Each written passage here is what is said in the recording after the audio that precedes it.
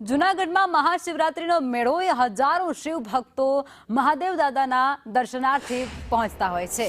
ત્યારે પ્રથમવાર 3.5 કિલોમીટરનો માર્ગ સુશોભિત કરવામાં આવ્યો છે।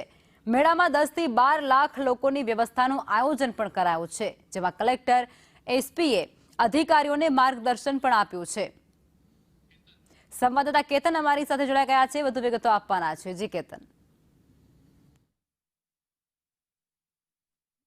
ભવનાથ મંદિર ખાતે જે ધજા ચડાવવામાં આવતી, ખાસ કરીને ધજા બાદ હસ્તે અલગ અલગ વિસ્તારોમાં ધ્વજારોહણ કરવામાં આવ્યું છે અને હર હર મહાદેવના નાદ સાથે આજથી શિવરાત્રી મેળાનો પ્રારંભ થયો છે। 5 દિવસની ભજન ભોજન અને ભક્તિનો ત્રિવેણી સંગમ ભવનાથ વિસ્તારમાં અને દુનિયા દરેક વિસ્તારમાં જોવા મળશે। હજારોની સંખ્યામાં ભાવિકો ઉમટી પડ્યા છે। આજ તો જે ખાસ કરીને જે વ્યવસ્થાઓ કરવામાં આવી છે તે મેળા જાહેર કરવામાં આવી છે, તેને લઈને વ્યવસ્થાઓ પણ સારી રીતે કરવામાં આવી છે। વિરોધી તંત્ર પણ સજ્જ છે, દેવામાં આવ્યો છે અને આજથી 5 દિવસ સુધી ભવનાથ વિસ્તાર માટે મેળામાં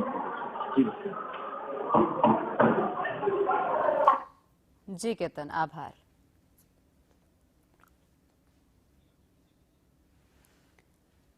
તો ભવનાથમાં મેળાનું ખાસ આયોજન મહાશિવરાત્રીને લઈ અને 5 દિવસ આ મહામેળો જે છે તે ચાલુ રહેશે અને તેમાં અસંખ્ય ભાવિક ભક્તો છે તે પહોંચી રહ્યા છે। ભગવાનના દર્શનાર્થે તેને લઈ વિશેષ વ્યવસ્થા કરાઈ છે।